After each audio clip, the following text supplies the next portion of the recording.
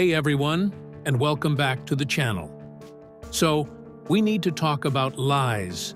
Not small lies, not the kind of everyday untruths people tell to avoid awkwardness or spare feelings, but big lies. The kind of lies that get repeated so many times, across so many centuries, that they calcify into what people mistake for common knowledge. The kind of lies that justify atrocities, that shape entire worldviews, that determine who gets to be fully human in the eyes of history and who doesn't. And if we're talking about historical lies with catastrophic consequences, we need to talk about Africa. Now, before we dive in, I want to be clear about a few things. First, I'm approaching this topic as someone who has spent considerable time researching African history and the historiography surrounding it, but I'm not claiming to be the final authority on these matters.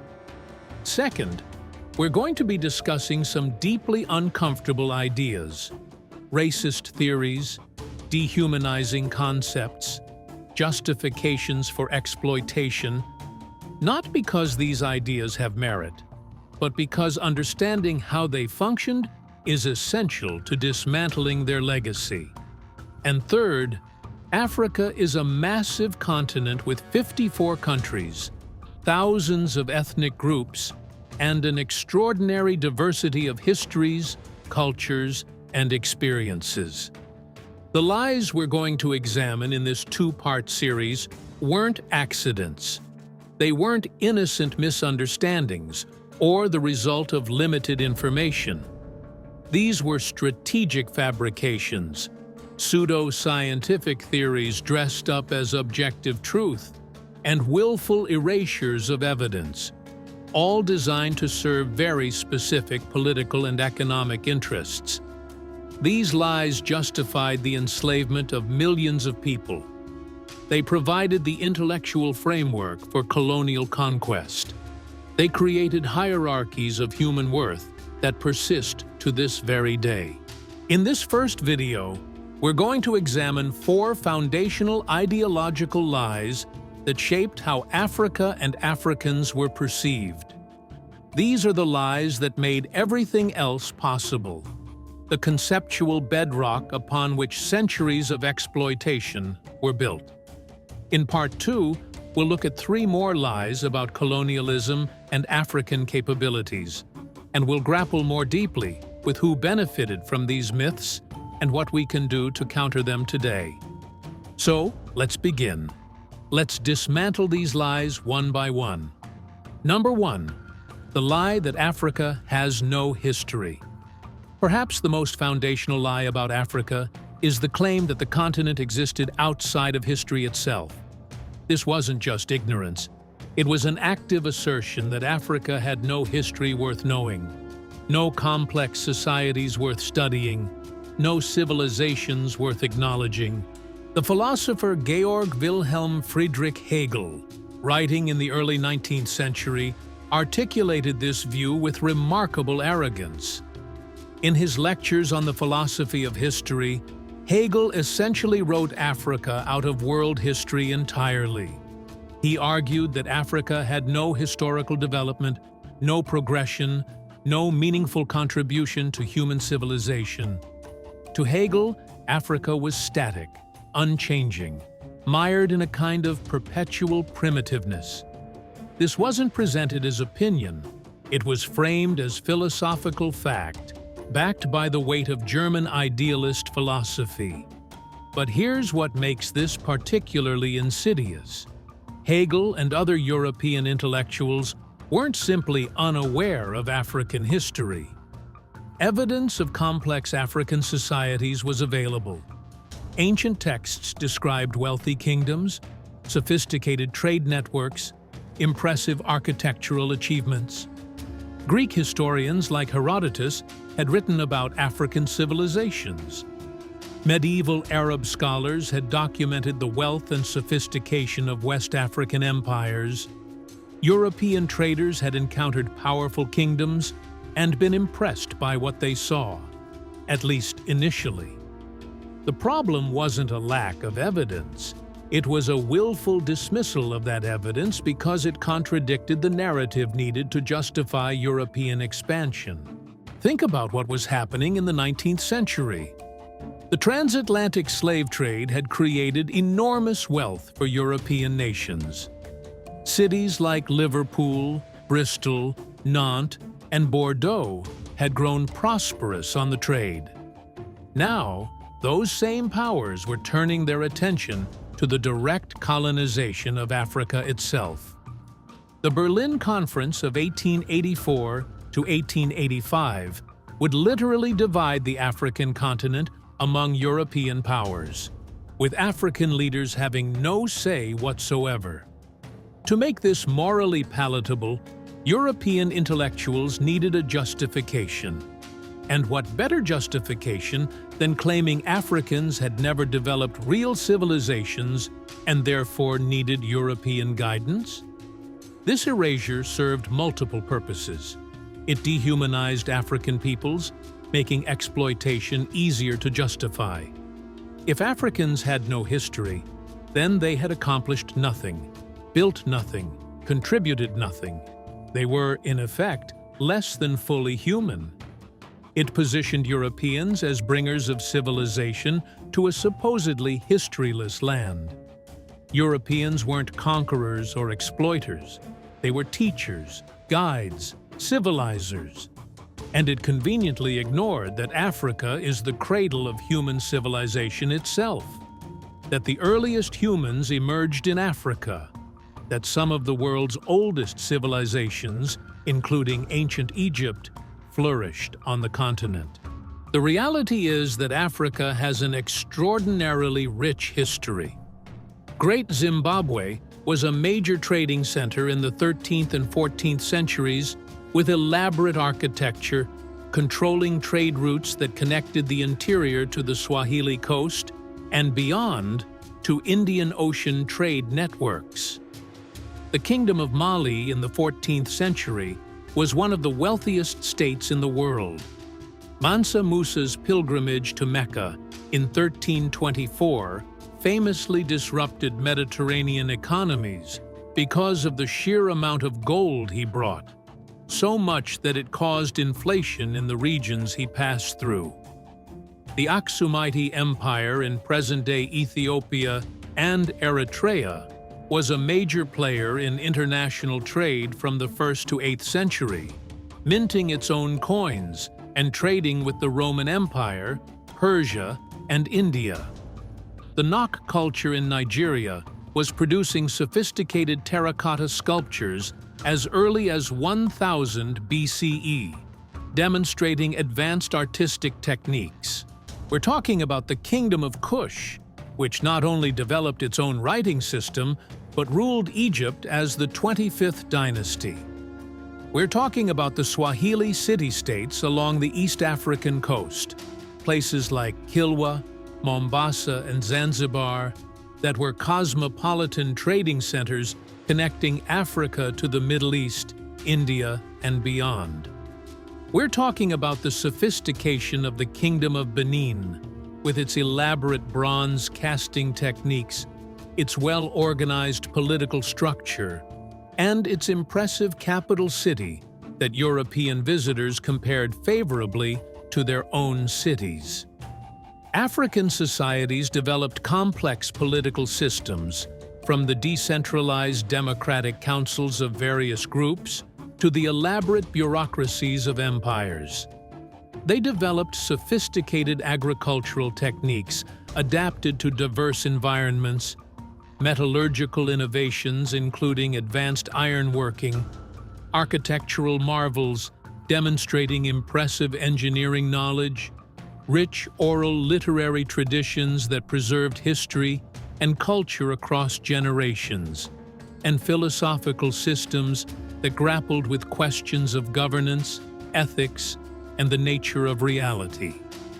Trade networks crisscrossed the continent and reached across the Indian Ocean and Sahara Desert, connecting African societies to the broader world for millennia.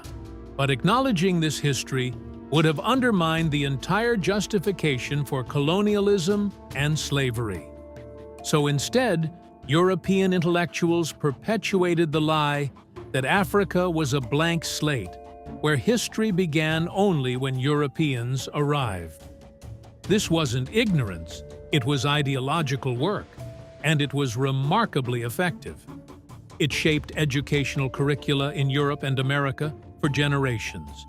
It influenced how museums displayed African artifacts as curiosities rather than products of sophisticated civilizations.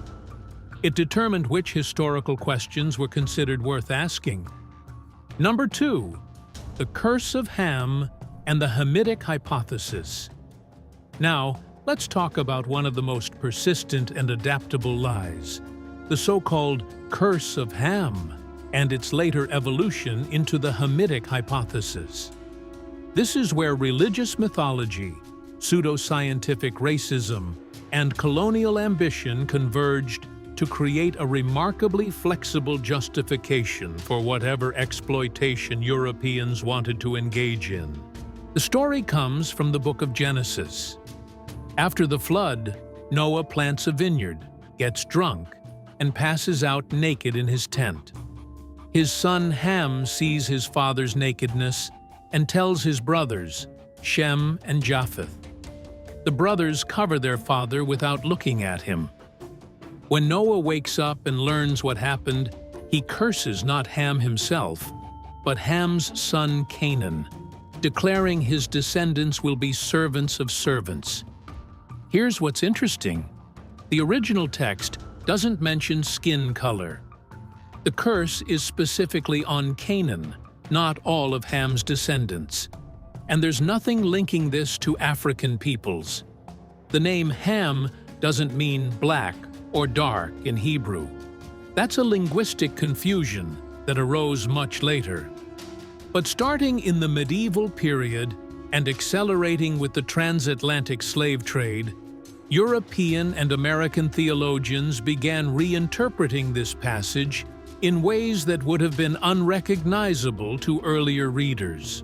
The reinterpretation went, Ham became associated with Africa, and the curse became one of blackness and servitude upon all his descendants. This wasn't based on careful reading.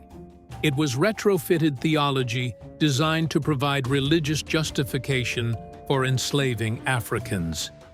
As historian David Goldenberg documented in his comprehensive work, The Curse of Ham, Race and Slavery in Early Judaism, Christianity, and Islam, this association developed in the context of increasing contact with sub-Saharan Africa as the slave trade expanded.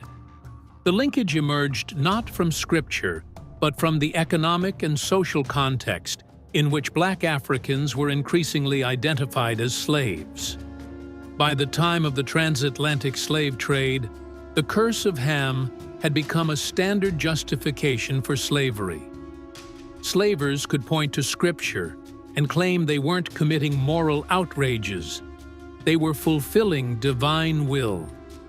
African people weren't being stolen from their homes and subjected to generational brutality. They were simply taking their rightful place as servants, as God had supposedly ordained. This theological justification was crucial in deeply Christian societies where slavery might otherwise contradict religious teachings about human dignity. Think about how powerful this justification was. You had religious authority, the Bible itself, supposedly, backing up an economic system that generated enormous profits. You had ministers and theologians providing moral cover for slave traders and slaveholders. You had a framework that allowed people to engage in horrific violence while maintaining that they were actually being obedient to God's plan. Slave owners could attend church on Sunday, hear sermons that reinforced their right to own human beings, and return home feeling morally justified. But here's where this lie gets more cynical. It evolved. When Napoleon's 1798 invasion of Egypt drew attention to ancient Egyptian civilization's achievements, there was a problem. Egypt was in Africa. Egyptians had built one of history's most impressive civilizations. The pyramids, the temples, the sophisticated bureaucracy, the advances in mathematics and medicine. This didn't fit the narrative of African inferiority. How could cursed people incapable of civilization have built such wonders? So European intellectuals performed remarkable gymnastics. They decided ancient Egyptians couldn't really be African, at least not the wrong kind. This is where the Hamitic Hypothesis comes in. The theory, reaching full form in C.G. Seligman's work in the early 20th century, argued there were two kinds of Ham's descendants: the true Negroes, who were cursed and inferior, and the Hamites, supposedly Caucasoid people who were the actual source of African achievement. In Seligman's 1930 book, The Races of Africa, he wrote, "Apart from relatively late Semitic influence, the civilizations of Africa are the civilizations of the Hamites. Its history, the record of these peoples, and of their interaction with the two other African stocks, the Negro and the Bushman. The incoming Hamites were pastoral Europeans, arriving wave after wave, better armed as well as quicker-witted than the dark agricultural Negroes."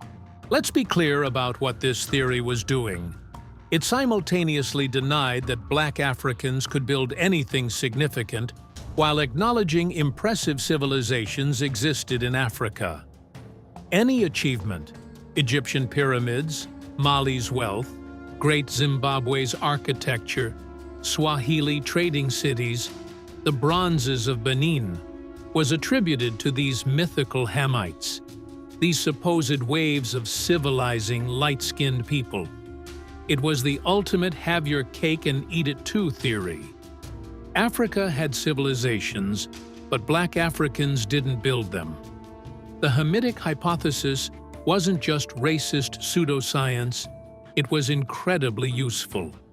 It justified colonial conquest by claiming Europeans were continuing earlier Hamitic civilizing work. It created divisions within African societies, most devastatingly in Rwanda and Burundi, where Belgian administrators used these theories to exacerbate ethnic tensions with genocidal consequences. The Belgians measured skulls and noses, classified people as Tutsi or Hutu based on pseudoscientific criteria, issued identity cards marking ethnicity, and gave preferential treatment to those deemed more Hamitic. The 1994 genocide had its roots in these colonial classifications, and the hypothesis was adaptable. As historian Edith Sanders noted in her influential 1969 article, the term Hamite was like a chameleon, changing meaning to suit whatever ideological purpose was needed. First, it justified slavery by marking Ham's descendants as cursed. Then it justified colonialism by creating a category of superior, light-skinned Africans supposedly responsible for all African achievement. The underlying premise remained constant, that black Africans were inferior, but the specific articulation could be adjusted. The Hamitic Hypothesis has been discredited since the 1960s, but its effects persist.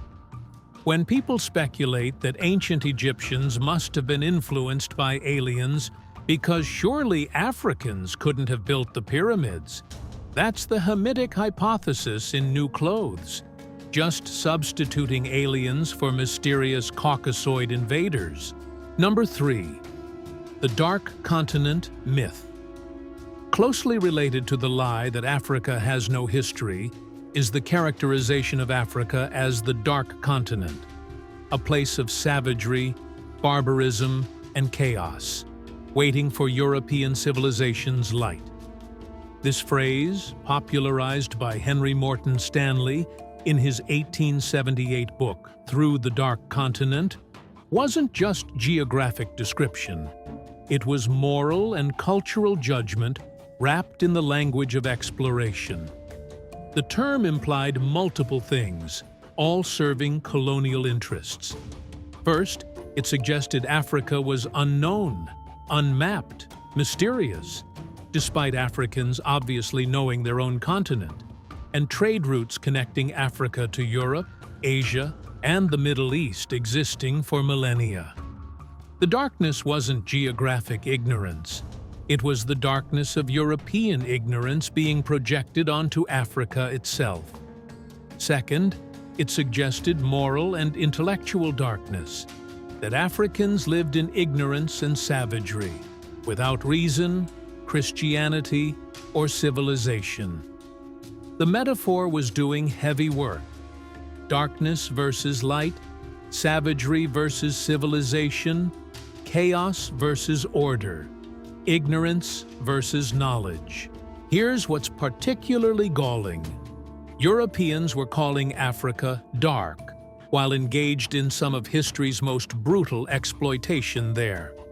The Congo Free State, King Leopold II's personal project from 1885 to 1908, resulted in millions of Congolese deaths through forced labor, mutilation, and violence.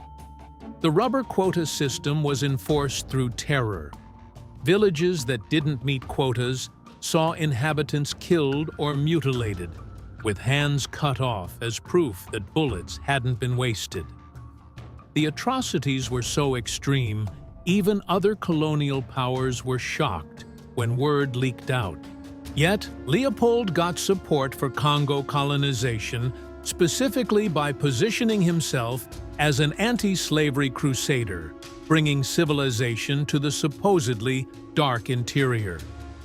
At the Berlin Conference of 1884–85, where European powers carved up Africa, Leopold presented himself as a humanitarian whose mission was to end the Arab slave trade. The Brussels Conference of 1889–90, which legitimized the European scramble for Africa, was literally called the Brussels Anti-Slavery Conference. The stated purpose was ending the slave trade, as if Europeans hadn't been its primary drivers for centuries, as if the transatlantic slave trade hadn't been the largest forced migration in human history, and as if colonial systems wouldn't institute their own forced labor. The civilizing mission became colonialism's primary rhetorical justification. Europeans weren't conquering for resources. They were bringing progress, Christianity, medicine, education, and law to benighted peoples. The French called it la mission civilisatrice. The British spoke of the white man's burden. Never mind that African societies already had their own religions with sophisticated theological traditions, their own medical practices, many effective and later appropriated by Western medicine, their own educational systems, and their own legal structures. This framing also erased colonialism's inherent violence. When colonizers encountered resistance, and there was extensive resistance across the continent, they characterized it as savagery, proving Africans weren't ready for self-governance. African resistance was barbarism. European conquest was progress. The Maji-Maji Rebellion, the Herero genocide, all this violence was presented as necessary to bring civilization. And the myth persists. Contemporary Western media still often leans heavily on images of suffering, chaos, and dysfunction. News coverage focuses disproportionately on war, disease, and poverty. When Delta Airlines tweeted a giraffe image to represent Ghana during the 2014 World Cup, it revealed how deeply these stereotypes run. Ghana, a country with major cities and rich cultural traditions, reduced to wildlife imagery. Number 4. The fiction of Africa as a single entity. One of the most persistent myths is remarkably simple. The idea that Africa is somehow a single, homogeneous place, rather than an incredibly diverse continent of 54 distinct countries, thousands of ethnic groups, hundreds of languages, and vast arrays of climates and cultures. When people talk about Africa as if it's a country, they're engaging in a flattening that erases enormous diversity. Africa is the world's second-largest continent, covering more than 20% of Earth's land area, about 11.7 million square miles. You could fit the United States, China, India, Japan, and most of Europe inside Africa, and still have room left over. Consider the diversity. Egypt, with its ancient civilization and contemporary role as a Mediterranean power, has about as much in common with South Africa, with its history of apartheid and status as the continent's most industrialized nation, as Germany has with India.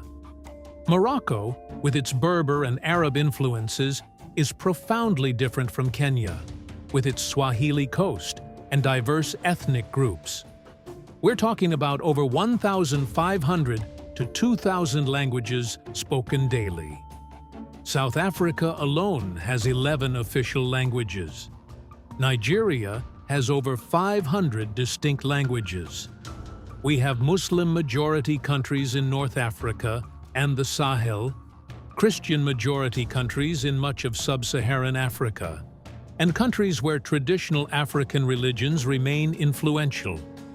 We have monarchies, republics, and various hybrid systems. We have the Sahara Desert, tropical rainforests, Mediterranean coastlines, alpine highlands, and everything in between. But this simplification has been incredibly useful for exploitation. By treating Africa as a monolith, colonial powers could apply blanket policies and theories. The racist pseudoscience characterizing Africans as primitive didn't have to grapple with diverse, complex societies. It was easier to justify the Berlin Conference, where European powers drew lines on maps, if you thought of Africa as essentially one undifferentiated place. This fiction also makes it easier to ignore African agency. When Africa is just a vague, troubled place, rather than specific nations with specific governments and interests, it's easier to maintain narratives where things happen to Africa rather than Africans making things happen. The question becomes, what should we do about Africa? Rather than, how do we respect the sovereignty of 54 different nations? The media continues reinforcing this fiction. A disease outbreak in West Africa gets reported as Africa facing an epidemic, even though affected countries might be thousands of miles from other African nations, and the outbreak has no more relevance to South Africa or Egypt than to Europe. Success stories get ignored or treated as exceptions, so we've examined 4 foundational lies, but we need to ask, who benefited from them? Understanding who had material interest in maintaining these fictions helps us understand why they were so effective and why they persist. The most obvious beneficiaries were slave traders and slaveholders who extracted enormous wealth from enslaved labor. The transatlantic slave trade created capital that funded the Industrial Revolution in Europe.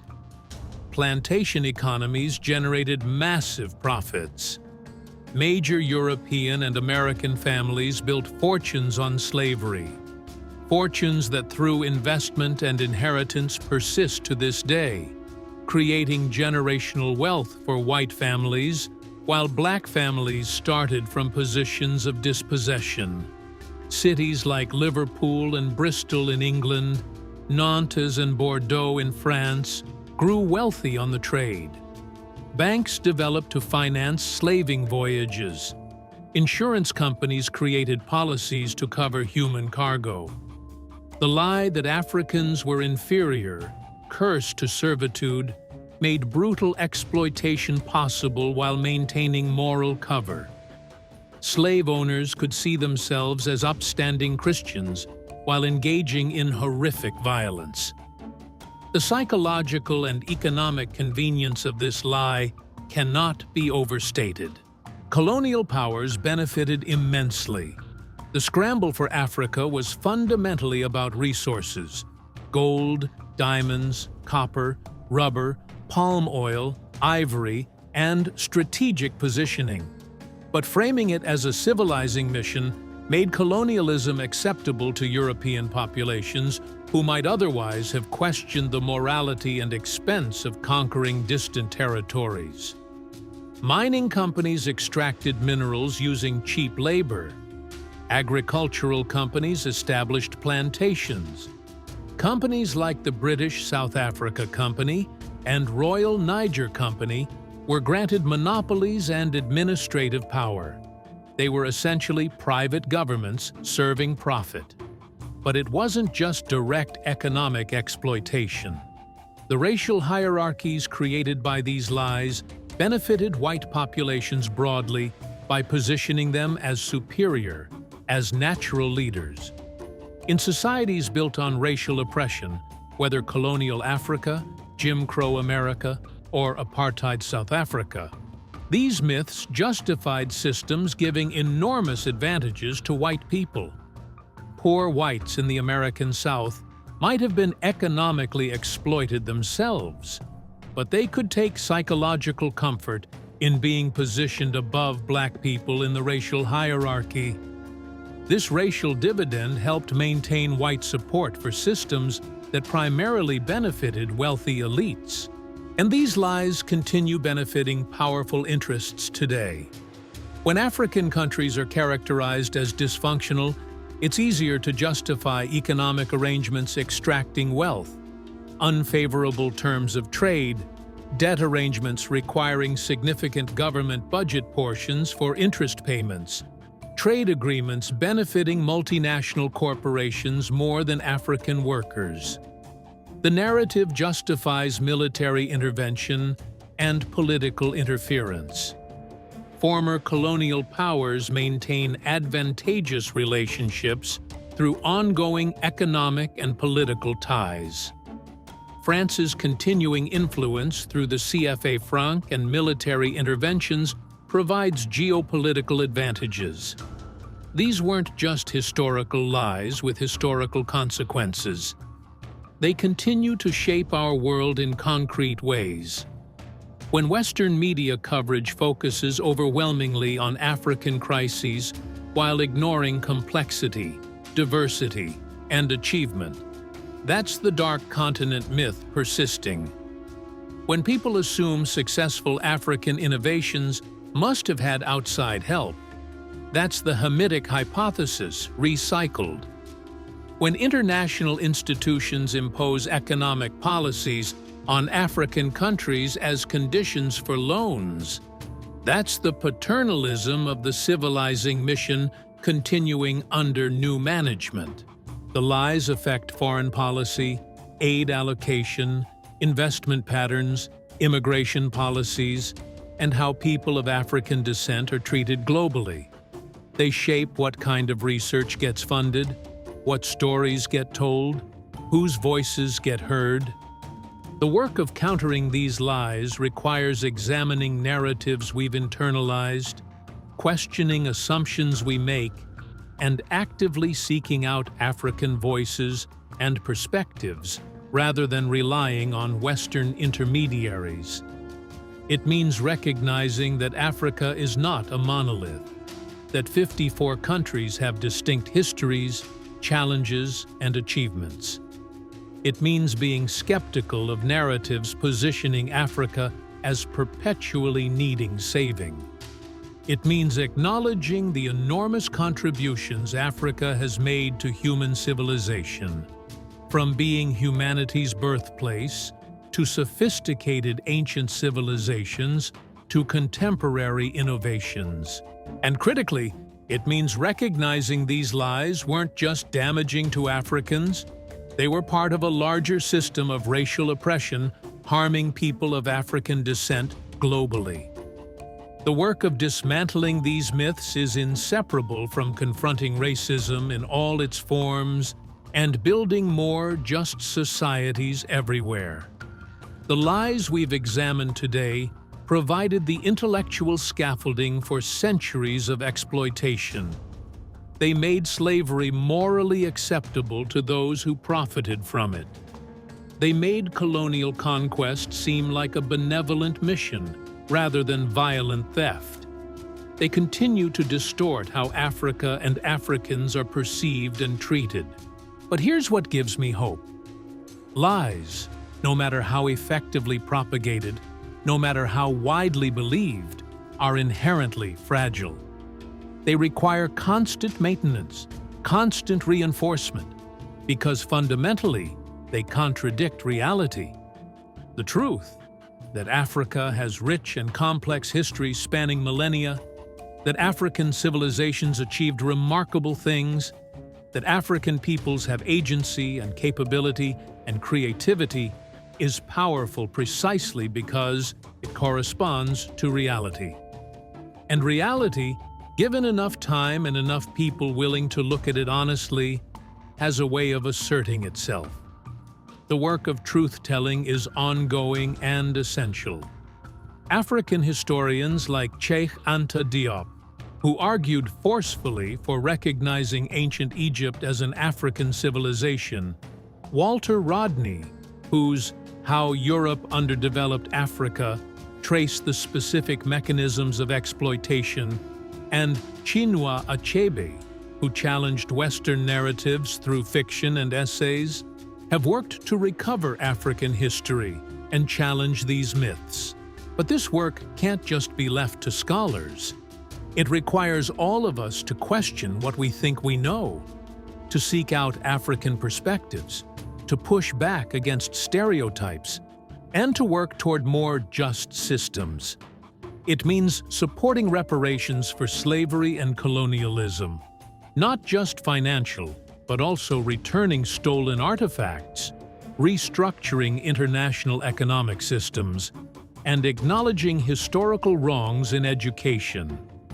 It means challenging systems that continue extracting wealth from Africa. It means being willing to have uncomfortable conversations about history, complicity, and ongoing injustice. In Part 2, we'll examine 3 more lies about colonial benevolence, African dependency, and the erasure of African intellectual achievements. And we'll dig deeper into what confronting these lies honestly means for building a better future. We'll look at who continues to benefit from these narratives and what concrete steps we can take to counter them. Before we wrap up, I want to hear from you. What lies or misconceptions about Africa have you encountered, either in your education or in contemporary media? What challenged those misconceptions for you? How do you think we can more effectively counter these myths in our own spheres of influence? Leave your thoughts in the comments. I'm really interested in your perspectives, and I think we all have a lot to learn from each other. Thanks for watching, and I'll see you in Part 2.